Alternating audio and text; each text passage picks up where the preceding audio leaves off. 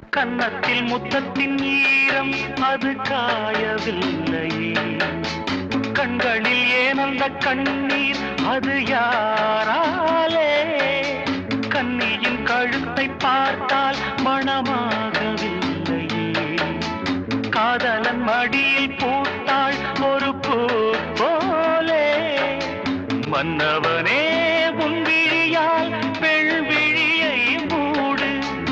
ஆதரவாய் சாய்ந்து விட்டாள் ஆரிரரோ பாடு, ஆரிரரோ